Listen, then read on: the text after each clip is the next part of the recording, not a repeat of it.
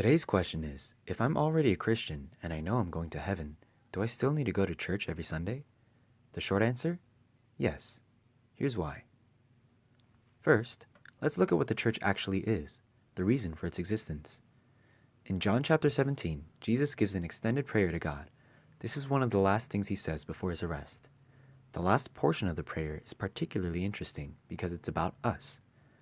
I do not ask for these only, but also for those who will believe in me through their word, that they may all be one, just as you, Father, are in me, and I in you, that they also may be in us, so that the world may believe that you have sent me.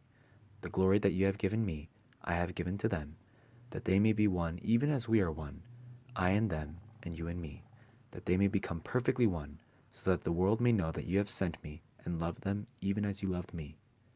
Father, I desire that they also, whom you have given me, may be with me where I am, to see my glory that you have given me because you loved me before the foundation of the world.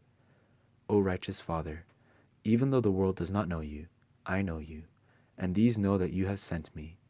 I have made known to them your name, and I will continue to make it known, that the love with which you have loved me may be in them, and I in them. In the first verse, Jesus refers first to his 12 disciples, and then to every subsequent believer who believes in him through their word, including us. What does he ask for us? He asks that we may all be one, just like how the Father and the Son and the Spirit are perfectly united in love, so that the world may believe that God did indeed send Jesus for the salvation of all. He reiterates this in the next verse, that we may be one just like how God is one in himself, so that the world would know his love. Jesus also prays that we would be with him in heaven to see his glory. In other words, Jesus prays that God would unite all believers amongst themselves and with him, so that God's love and glory would be made known throughout the earth and magnified in heaven. Jesus' mission was to unite broken humanity with holy God, so that God would be glorified through the salvation of many. As Jesus said, when we are one with God and one with one another, the world will know that God sent Jesus and loves them. So what does being one look like?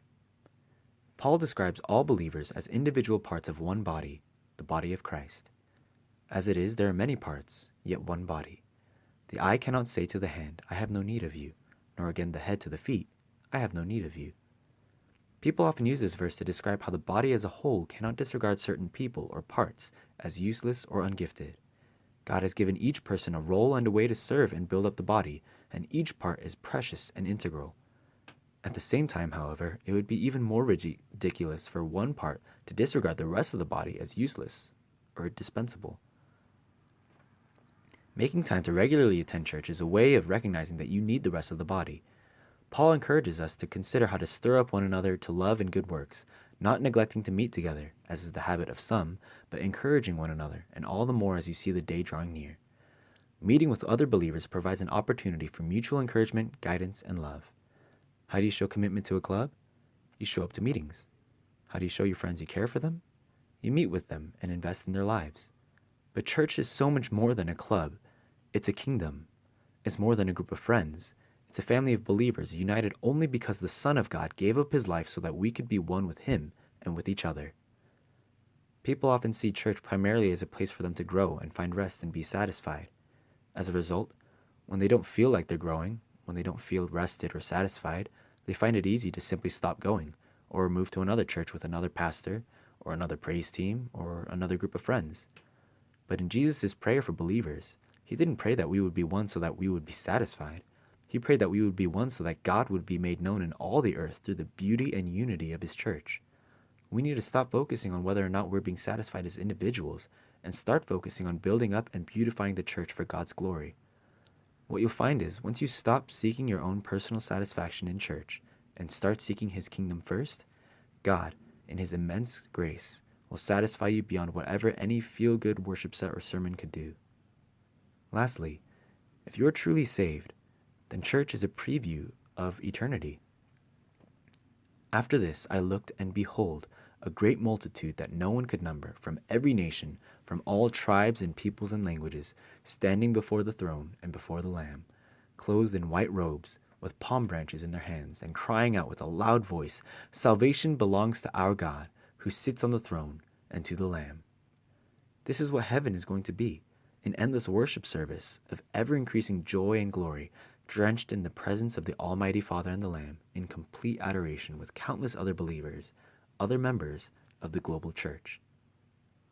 Here are some practical things you can do moving forward. First, make time for church. The question should not be, do I need to go to church once a week? The question should be, how do I build up and be the church all days of the week? Even if you can't make it to every church event, worshiping regularly with other believers is integral to a healthy walk with God. Most importantly, it is the only institution for which Christ gave his life, so that believers can be united with each other and with God for God's glory. Second, stop making church about you.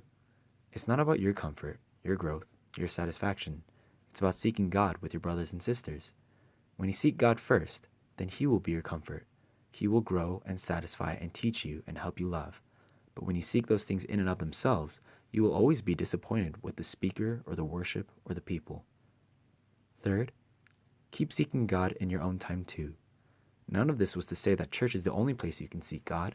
Your personal time with God is absolutely necessary. Too many Christians rely on church as the only place they crack open their Bible or sing praise. Seek God with his family, but seek him as an individual too. I hope you found this video helpful. Subscribe to stay updated, and comment or submit questions for future episodes to the link in the description. Be sure to bring up any follow-up questions you have to your leaders and brothers and sisters, and look into the word and prayer for yourself so that you can seek and treasure God's answers in your own heart.